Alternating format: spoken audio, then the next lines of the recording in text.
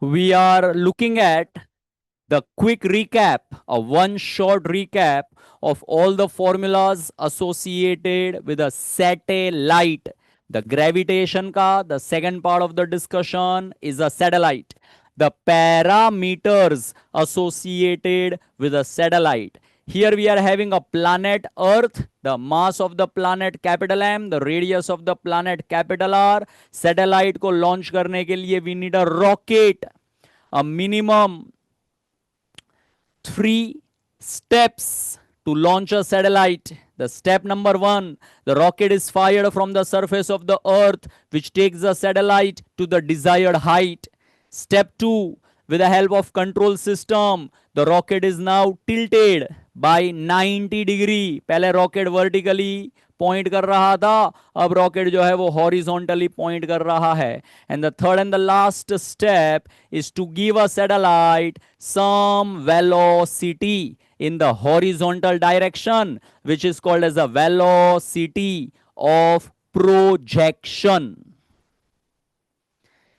Minimum velocity required to revolve the satellite in the circular orbit is called as a critical velocity, and the critical velocity का formula है under root of gm by small r.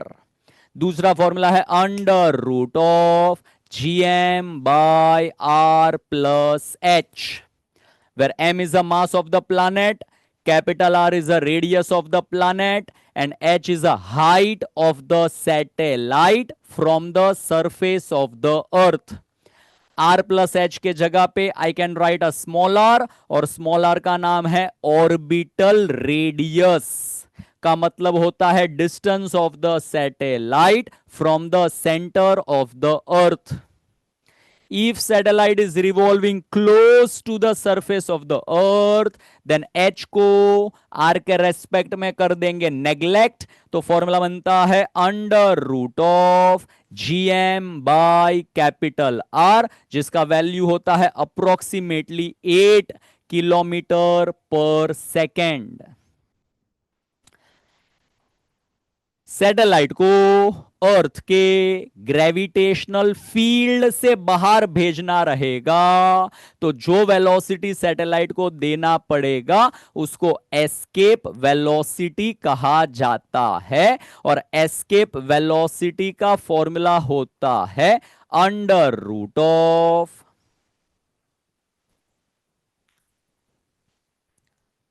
2gm by capital R. Escape velocity is a root 2 times critical velocity, जिसकी अंदाजित value होती है 11.2 kilometre पर second. The one more formula of the escape velocity is under root of 2gr. Very, very important. The planet will have atmosphere if the velocity of gas molecule is less than escape velocity. Moon has no atmosphere because the RMS velocity of gas molecule is greater than escape velocity from the surface of the moon. Moon का gravity अंदाजित 1/6 of earth का gravity, अंदाजित. Energy associated with the satellite. When the satellite is at rest, the potential energy, kinetic energy, total energy, binding energy. Potential energy का formula है -gmm by capital R. Rest पे होने के कारण kinetic energy zero, kinetic zero, इसीलिए total energy same as a potential energy, and minus को plus कर डालेंगे तो हमें बाइंडिंग एनर्जी का फॉर्मूला मिलता है. बाइंडिंग एनर्जी का मतलब है energy given to the satellite to escape from the gravitational field of the earth, that is called as a binding energy. If the satellite is revolving at height h, then gravitational potential energy का formula बनता है minus G/m/r+h। Kinetic energy का formula बनता है plus G/m/2r+h। Total energy का formula बनता है minus G/m/2r+h। And the binding energy का फॉर्मूला बनता है प्लस G/m/r+h।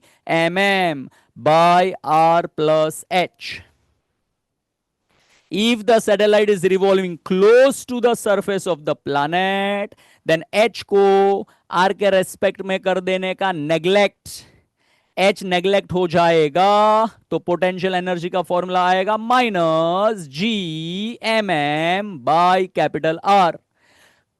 काइनेटिक एनर्जी का फॉर्मूला आएगा प्लस G/m/2R। टोटल एनर्जी आएगा minus G/m/2R। And binding energy आएगा plus G/m/2R। Potential energy, total energy, negative negative. Kinetic energy, binding energy, positive positive. Kinetic energy और total energy का relationship, पहला वाला case छोड़ दो क्योंकि वहां पे तो बॉडी रेस्ट पे है, दोनों का रिलेशनशिप बड़ा सिंपल है। Total energy is equals to negative sign of kinetic energy. Total energy is a negative sign of a kinetic energy. Look at the potential, look at the total. Look at the potential, look at the total. ये denominator वाला 2 उड़ा देंगे तो ये बनेगा, मतलब total को 2 से मल्टीप्लाई करेंगे तो ऊपर नीचे 2 और 2 कट जाएगा और ये बनेगा। तो रिलेशनशिप बनता है 2 times total energy is equals to potential energy. And then total and binding का relationship is again very simple. The binding energy is equals to negative sign of a total energy. Remember the three relationship between the total potential, total kinetic and binding total. If the satellite is projected, then what are the various cases of the motion of the satellite? Satellite को हमने project किया है with the velocity equal to critical velocity, then the path is circular. Satellite को हमने project किया है with the velocity greater than critical velocity but less than escape velocity, then the path is elliptical. Satellite को हमने project किया है with a velocity equal to escape velocity, then the path is a parabolic and the satellite will escape from the gravitational field of the earth. और अगर satellite को हमने project किया है with the velocity greater than escape velocity, then the path is a hyperbolic and it will obviously escape from the gravitational field of the earth. और अगर satellite को हमने प्रोजेक्ट किया है with the velocity less than critical velocity, then the path can be elliptical and it revolve around the earth with a point of projection is a farthest from the earth and the diametrically opposite point is nearest to the earth. Nearest वाले point का नाम है पेरिजी, farthest वाले point का नाम है apogee. और अगर सैटेलाइट एलिप्स में घूमते घूमते अर्थ के एटमॉस्फियर में एंटर कर गया, तो एटमॉस्फियर में एंटर कर जाने के कारण, एयर रेजिस्टेंस लगने के कारण, सैटेलाइट का एनर्जी एयर रेजिस्टेंस के वजह से कम कम कम कम कम होने के कारण पैराबोलिक पाथ फॉलो करते हुए सैटेलाइट अर्थ के सरफेस पे कोलाइड कर जाएगा। सो फार सो गुड एवरीवन, बराबर है। Then the time period and frequency, time taken to complete one revolution around the earth is called as a time period. एक चक्कर लगाने में जो समय लगेगा उसको टाइम पीरियड कहा जाता है, और टाइम पीरियड का फॉर्मूला होता है T is equals to 2 pi under root of R cube by GM। दूसरा फॉर्मूला है 2 pi under root of R plus H the whole cube by GM। If the satellite is revolving close to the surface of the earth, then height को r के respect में कर देंगे neglect, तो formula बनेगा 2 pi under root of capital R cube by GM। 2 pi is a constant, capital R is a constant, GM is a constant, everything is a constant. So the value is a 86,000. No, this is not the value.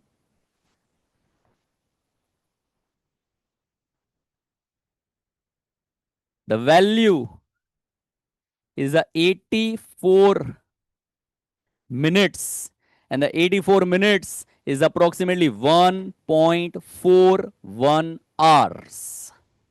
All right, 84 minutes to complete one revolution, which is roughly 1.41 hours. Reciprocal of time period is called as a frequency, and the frequency का formula बनेगा F is equals to 1 upon 2 pi under root of GM by R cube. So far so good everyone, perfect. And then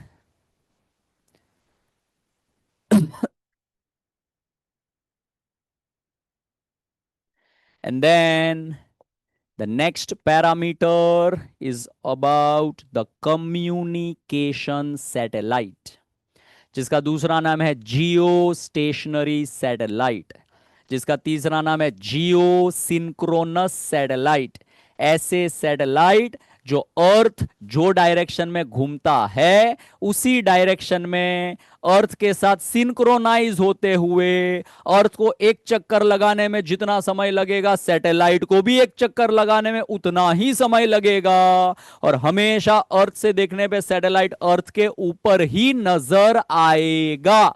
ऐसे satellite का नाम है जियो stationery satellite और जियो synchronous satellite. ऐसे satellite equatorial plane में होते हैं। ऐसे सैटेलाइट का टाइम पीरियड 24 घंटे होता है। ऐसे सैटेलाइट का हाइट अंदाजित 36,000 किलोमीटर होता है, विच इज रफली 6 आवर। और ऐसे सैटेलाइट एक पर्टिकुलर ओरिएंटेशन में घूमते हैं, and that orientation is west to east, and the velocity of those satellite is roughly 3 kilometer per second. So far so good everyone. The orbital radius of the satellite is a 7 r, the height of the satellite is a 6 r. And ऐसे satellite जो polar plane में घूमते हैं उनको polar satellite कहा जाता है। Polar satellite अर्थ के बहुत क्लोज घूमते हैं, जिनकी हाइट रफली 400 किलोमीटर के आसपास की होती है, और ऐसे सैटेलाइट का टाइम पीरियड 84 मिनट्स होता है, जो 17 रिवॉल्यूशन एक दिन में कंप्लीट कर सकते हैं। 24 घंटों में 17 रिवॉल्यूशन कंप्लीट कर सकते हैं। वेटलेसनेस का थियरी आपको जो है पढ़ना है, why the astronaut feels weightlessness. And gravitation के साथ जुड़ा हुआ एक कॉन्सेप्ट जो वहां पर छूट गया है, जिसको हम सैटेलाइट में कवर करने जा रहे हैं, केपलर्स लॉ।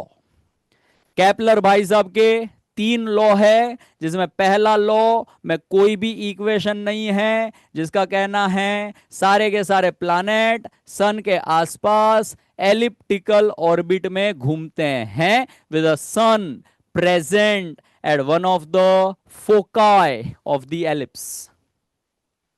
दूसरे लॉ के साथ में इक्वेशन जुड़े हुए हैं और दूसरा लॉ कहता है एरियल वेलोसिटी रिमेन्स कांस्टेंट। का मतलब है line joining sun and planet, नाम है radius vector, sweeps equal area in equal interval of time, not internal, interval of time, जिसका मैथमेटिकल इक्वेशन है dA by dt remains constant।